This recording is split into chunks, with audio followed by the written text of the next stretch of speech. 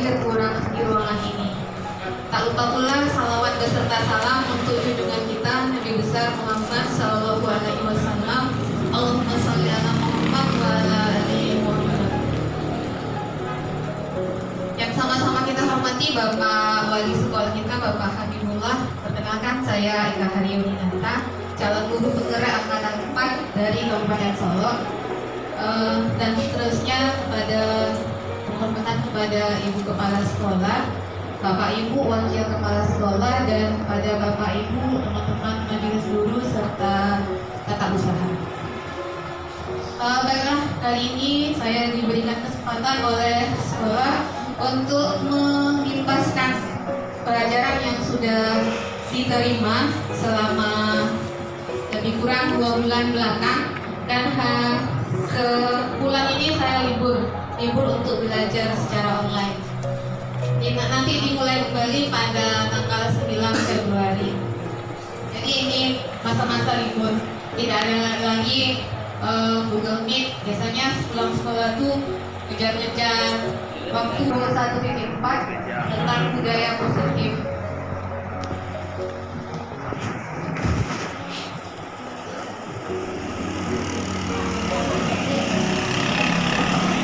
Dimulai dahulu dari kata-kata dari seorang Ki Hajar Dewantara. Guru penggerak ini pun berasal dari filosofi Ki Hajar Dewantara, di mana dia menginginkan merdeka belajar.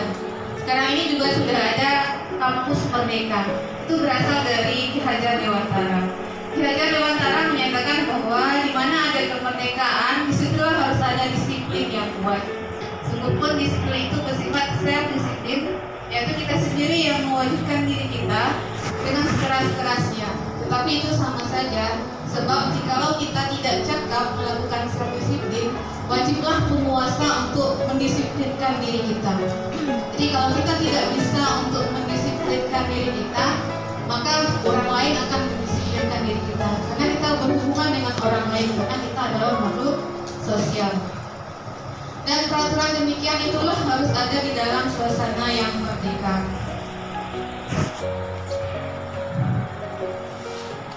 Yang pertama yang dipelajari itu tentang perubahan paradigma teori kontrol atau ilusi kontrol.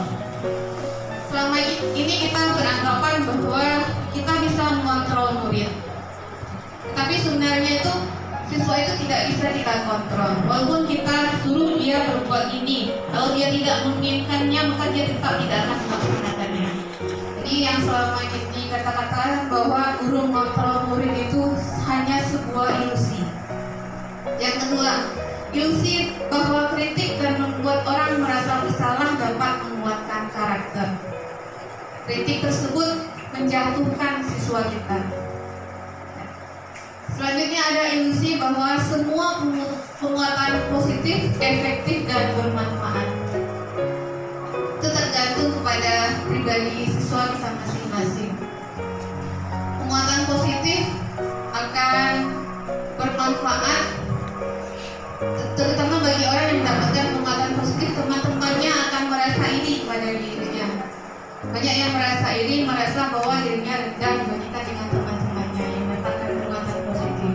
Selanjutnya, ilusi bahwa orang dewasa memiliki hak untuk memaksa.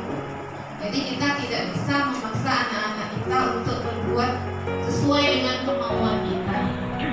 Selama ini kan itu yang kita pelajari, bahwa kita dapat berbuat serendah hati pada anak-anak. Nah, dengan guru penggerak ini yang berubah yaitu tentang biasanya acuk berang-berang di kelas, ini agak dikurang-kurangi berang-berang sedikit, karena mereka harus merasa senang untuk belajar. Itu yang paling berubah di dalam diri saya. Harus merdeka dia tidak merasa tertekan berada di dalam kelas. Selama ini kita kan banyak yang seperti itu ya Bapak Ibu. Awak di dalam kelas itu adalah penguasa siswa. Wah, itu yang perlu diubah. Selanjutnya ada teori stimulus respon dan teori kontrol. Yang stimulus respon, kita mencoba mengubah orang agar berpandangan sama dengan kita, padahal pendapat kita masing-masing itu berbeda. Menurut teori kontrol, kita berusaha memahami Perilaku buruk dilihat sebagai suatu kesalahan menurut stimulus respon. Sedangkan teori kontrol, semua perilaku memiliki tujuan. Orang lain bisa mengontrol saya, padahal hanya kita sendiri yang bisa mengontrol diri kita. Ya. Saya bisa mengontrol orang lain. Sebenarnya kita tidak bisa mengontrol orang lain. Hanya disiplin dirinya lah yang bisa mengontrol dirinya sendiri. Pemaksaan ada pada saat bujukan gagal. Itu menurut stimulus respon. Padahal kita juga demikian, tak Bapak Ibu? Kita dipaksa dulu, baru pada saat dibujuk-bujuk. Apalagi situasi sekarang ini, saya merasakannya sendiri tentang vaksinasi. 5 hari dikejar-kejar oleh polisi ke rumah baru mau divaksin. Satu rumah 5 hari sampai jam 9 malam diketok-ketok gitu oleh polisi ke rumah. Karena takut diteror terus oleh polisi, makanya divaksin saja. Terus kalau stimulus respon, model berpikirnya menang kalah. Ada pihak yang menang dan ada pihak yang dirugikan. Sedangkan teori kontrol menyatakan model berpikir menang-menang, tidak ada pihak yang dirugikan. Apakah makna disiplin? Disiplin artinya adalah belajar menurut bahasa Latin. Makna asalnya berasal dari murid-murid Socrates dan Plato. Disiplin diri membuat orang menggali potensinya menuju sebuah tujuan apa yang dia hargai. Namun dalam budaya kita, makna kata disiplin telah berubah menjadi sesuatu yang dilakukan seseorang pada orang lain untuk mendapatkan kepatuhan. Kecenderungan umum adalah menghubungkan kata disiplin dengan ketidaknyamanan, bukan dengan apa yang kita hargai atau pencapaian satu tujuan dunia. Teori motivasi perilaku manusia ada 3. Jadi apa tujuannya untuk melakukan sesuatu itu ada 3. Yang pertama, untuk menghindari ketidaknyamanan atau hukuman. Contohnya anak-anak kita, banyak yang sering tidak memakai anak jilbab. Apa tak pakai anak jilbab? Nah, langek bu, ayam jilbab pakai anak jilbab. Tapi banyak mereka yang pakai anak jilbab karena motivasi yang pertama ini. Itu berasal dari orang lain, yaitu peraturan sekolah kita harus memakai anak jilbab. Itu tujuannya hanya untuk menghindari ketidaknyamanan atau hukuman agar jangan dihukum. Yang kedua, untuk mendapatkan imbalan dari orang lain atau institusi. Ini juga termasuk motivasi eksternal. Dia melakukannya karena hanya ingin imbalan dari orang lain atau penghargaan. Yang ketiga, untuk menghargai diri sendiri, jadi insan sesuai harapan kita. Nah, inilah tujuan dari disiplin positif, yaitu untuk membentuk siswa yang bisa menghargai dirinya sendiri dan menjadi insan yang sesuai harapan, insan yang sebaik-baiknya. Tujuan dari disiplin positif adalah menanamkan motivasi yang ketiga pada siswa kita, yaitu menjadi orang yang mereka inginkan dan menghargai diri sendiri dengan nilai-nilai yang mereka percaya. Ketika murid kita memiliki motivasi tersebut, mereka telah memiliki motivasi intrinsik atau yang berasal dari dalam dirinya sendiri.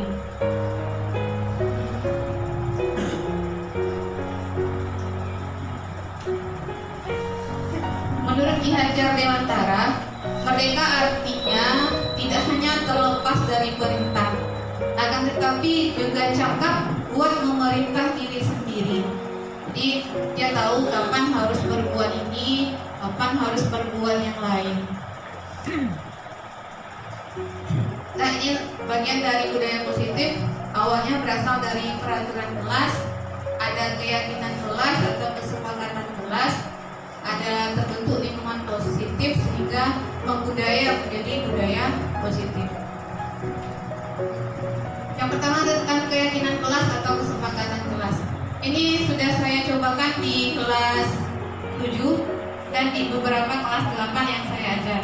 Saya bentuk kesepakatan kelas dengan siswa-siswa apa yang perlu disepakati di dalam belajar. Setiap tindakan atau perilaku yang kita lakukan di dalam kelas dapat menentukan terciptanya sebuah lingkungan positif. Perilaku warga kelas tersebut menjadi sebuah kebiasaan yang akhirnya membentuk sebuah budaya positif. Untuk terbentuknya budaya positif, pertama-tama perlu diciptakan dan disepakati keyakinan-keyakinan atau prinsip-prinsip dasar bersama di antara para warga kelas.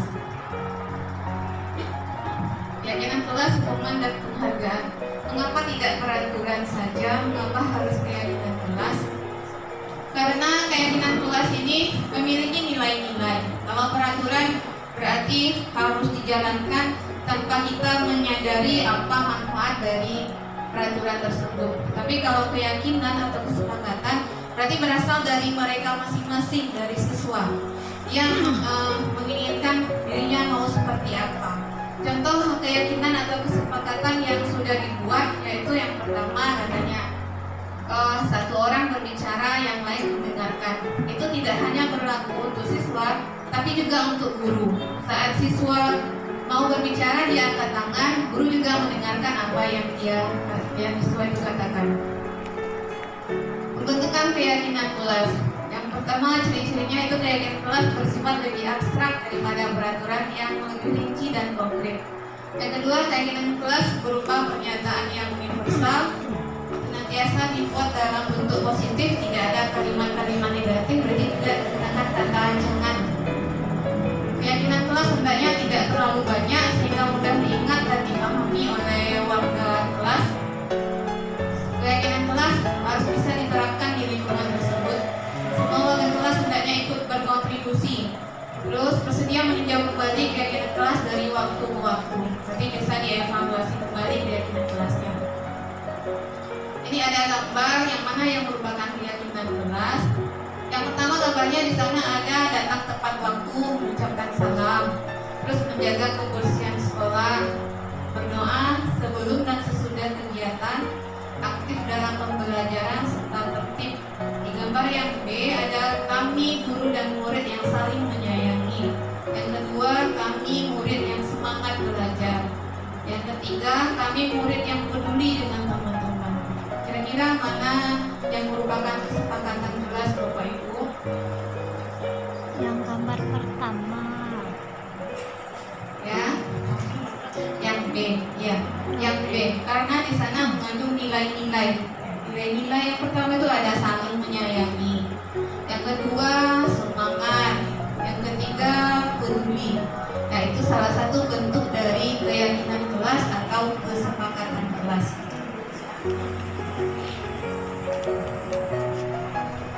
Dan yang paling menonjol, yang paling berkesan bagi saya di kelas 8 hari itu, kira-kira apa yang perlu kita sepakati? Nah, ada yang menunjuk dengan semangat, tidak dikasih bu, dikasih maksudnya bagaimana? Dulu anakku sayang ibu, bu, ibu itu bu, anakku sayang ibu itu bu. Makanya jadi merasa dianaktirikan mereka. Itu salah satunya. Yang ini contohnya. Peraturan selalu kembalikan buku ke tempatnya. Keyakinan kelasnya adalah penuh tanggung jawab. Yang kedua, dilarang mengganggu orang lain, berarti menghormati orang lain dan diri sendiri.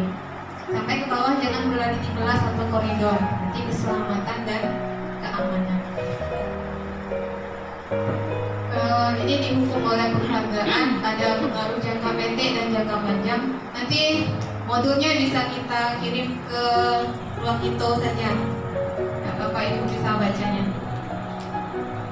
Penghargaan tidak efektif, penghargaan mengurangi ketepatan, penghargaan merusak hubungan. Jadi hubungan antara anak dengan anak itu dirusak oleh sebuah penghargaan. Jadi ada juga hukuman atau konsekuensi. Ada tindakan guru mencatat 100 kali di dalam buku kalimat saya tidak akan terlambat lagi karena terlambat datang ke sekolah. Biasanya ini di SD, Bapak Ibu. Hukuman ini termasuk hukuman. Lari mengelilingi lapangan basket 2 kali karena terlambat hadir ke sekolah. Ini juga hukuman. Tapi kalau di dalam pelajaran olahraga dia terlambat, berarti itu termasuk konsekuensi karena itu sesuai dengan mata pelajarannya. Menggantikan kertas tugas teman yang telah dicoret-coret, itu juga konsekuensi karena tindakannya yang sudah merusak buku temannya.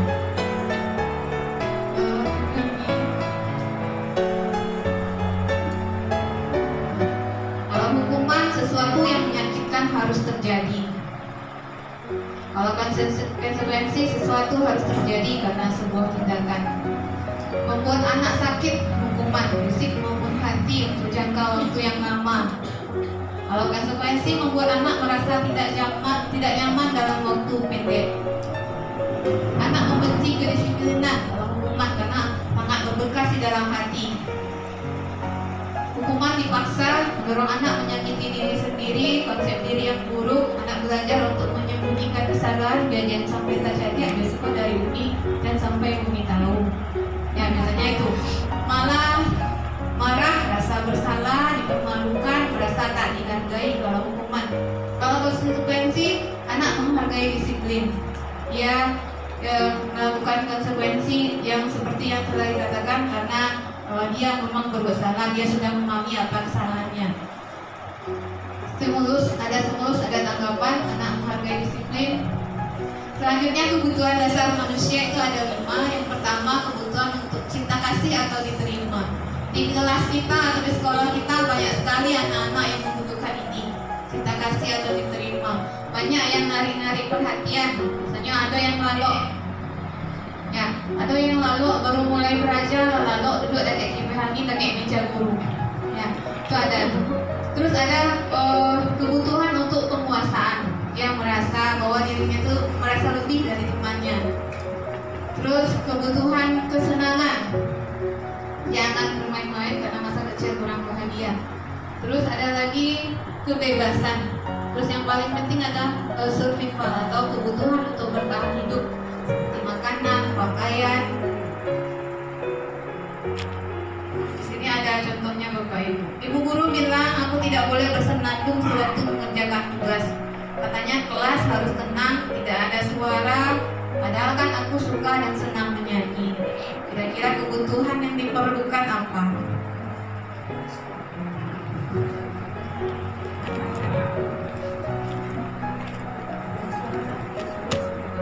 Kalau tak bersuara kelas di mana tuh ya Bapak Ibu? Aku ya anak-anak tak bersuara sama sekali kayak di kuburan.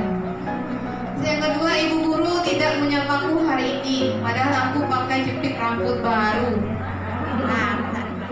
Perhatian, dia sangat butuh perhatian dari gurunya. Jadi kita juga harus, misalnya nampaknya pakai jilbab, tapi sampo sih saduaranya nak Bapak Ibu, atau kotak pensilnya yang bagus, wah, kotak pensilnya cantik sekali, boleh pinjam nak atau boleh minta nak. Terus aku bosan, masa belajarnya cuma gitu-gitu aja, dengerin ibu gitu aja.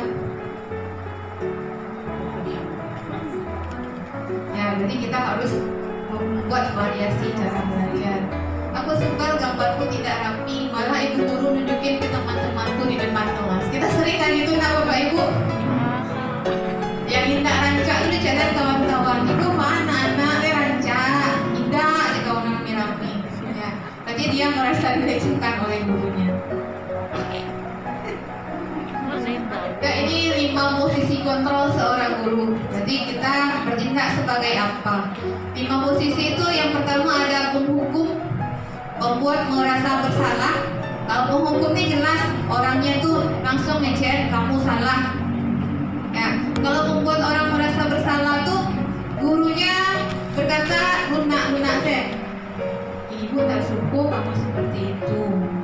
Ya lunak tapi payahnya tuh anak-anak bagian membuat orang merasa bersalah. Yang ketiga sebagai teman, posisinya sebagai teman. Yang keempat sebagai pemantau, ini yang agak lebih bagus. Terus yang paling bagus itu adalah sebagai manajer.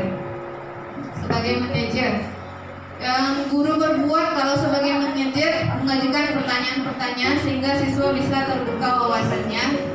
Terus gurunya biasa berkata apa yang kita yakini, berarti kembali kepada keyakinan kelas tadi.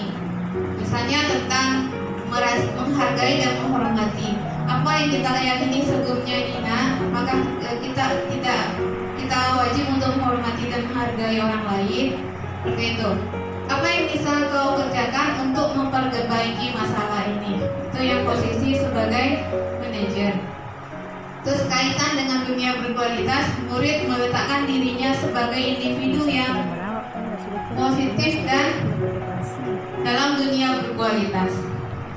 Siswa itu akan biasanya berkata bagaimana cara kita untuk memperbaiki kesalahan. Dia akan berusaha untuk memperbaiki kesalahannya. Dampaknya pada siswa adalah mengontrol diri, bagaimana cara untuk memperbaiki diri. Jadi itu 5 posisi kontrol seorang guru. Seharusnya kita berbisa untuk menjadi seorang manajer, bukan hanya sebagai penghukum, tidak, tapi juga bisa melakukan memposisikan diri sebagai seorang manajer ataupun pemantau.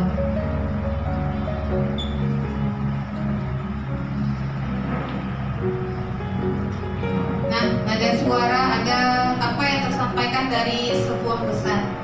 Kalau melalui kata-kata hanya 10%, melalui nada suara 35%, dan melalui nonverbal atau bahasa tubuh itu 55%.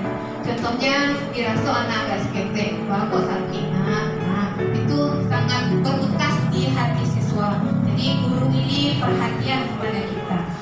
Baiklah Bapak Ibu, hanya itu yang bisa saya sampaikan pada kesempatan kali ini. Semoga kita bisa lebih baik ke depannya. Saya sudahi. Assalamualaikum warahmatullahi wabarakatuh.